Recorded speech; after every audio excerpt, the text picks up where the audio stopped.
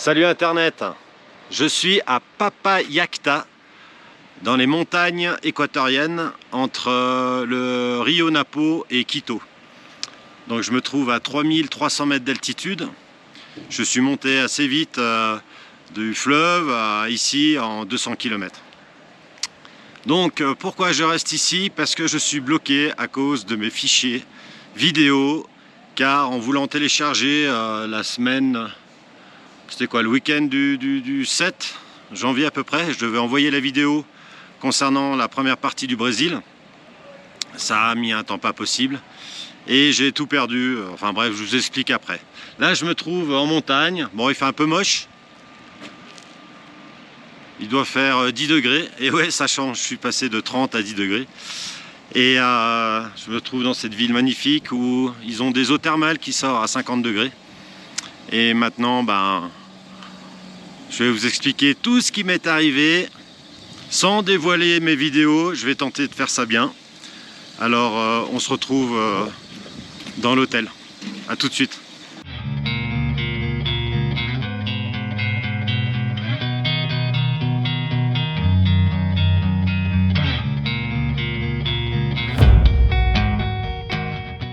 Voilà, je me trouve dans l'hôtel, un petit hôtel discret. Bon, je suis le seul client, ça doit être la hors saison.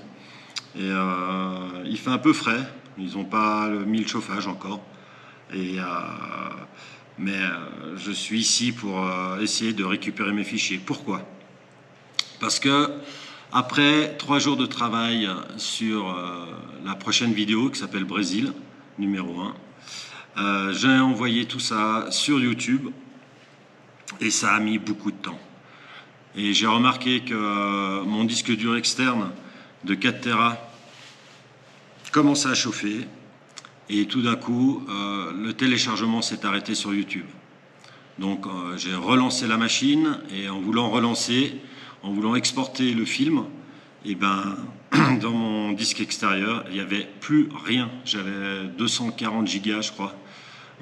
Toutes les vidéos, aussi bien GoPro que téléphone, que drone, avaient disparu. Un gros souci, grosse panique. J'avais plus trop le temps d'aller chercher tout ça parce que je devais prendre le bateau.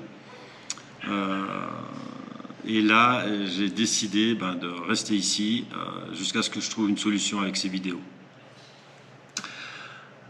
Le parcours. Mon parcours depuis la Guyane française, donc c'est le nord ou est du Brésil. J'ai descendu en roulant jusqu'à Macapá. De Macapá, j'ai pris un ferry qui m'a amené jusqu'à Belém. De Belém, je suis allé jusqu'au sud de São Luís, où là j'ai vu quelque chose d'extraordinaire. Je ne vous dévoile pas parce que ça devrait être dans la vidéo, si j'arrive à la retrouver. Une chose géologique extraordinaire. Ensuite, je suis reparti avec le sidecar jusqu'à Santarém, où à Santarém, j'ai pris le ferry sur le fleuve Amazone jusqu'à Santa Rosa, en passant par Manaus. Santa Rosa qui est au Pérou. Et du Pérou, je suis allé donc à Santa Rosa jusqu'à Iquitos, de Iquitos jusqu'à Nueva Rocafuerte, où là j'ai pu me faire tamponner le passeport. Donc je suis rentré en Équateur, j'ai pu me faire tamponner le passeport par l'immigration, mais il n'y avait pas de douane. Donc j'ai dû aller jusqu'à la Coca, encore 300 km de bateau. J'ai dû faire 3000 km de bateau en 2 semaines. Et à la Coca, je suis arrivé le vendredi soir tard. D'ailleurs, pour faire ces 300 km, j'ai dû démonter mon sidecar. Donc, j'ai désolidarisé le side, le panier de la moto. D'ailleurs, en le remontant, je me suis cramé à l'échappement ici. Je ne sais pas si tu peux voir. Bon, c'est superficiel. C'est entre le premier et le 2e degré. Ça va se refaire tout seul. Donc, je suis arrivé le vendredi soir. J'ai remonté tout ça. Il faisait nuit. J'ai dormi dans un petit hôtel sympa. Et le samedi matin, en voulant aller à la douane, il y en avait bien une, mais elle était fermée le week-end. Donc j'ai pas voulu attendre jusqu'à lundi. Hop, j'ai pris le sidecar. Donc ça faisait la première fois que je reprenais depuis 2 semaines. J'ai foncé sur 100 km pour aller à la frontière avec la Colombie, Équateur-Colombie. Là, j'ai passé 3 heures pour juste avoir le type, donc l'importation temporaire du véhicule. 3 heures, c'était long.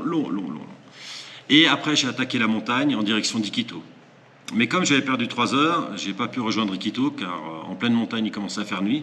Donc je me suis arrêté ici dans ce petit village qui est à 3300 mètres d'altitude.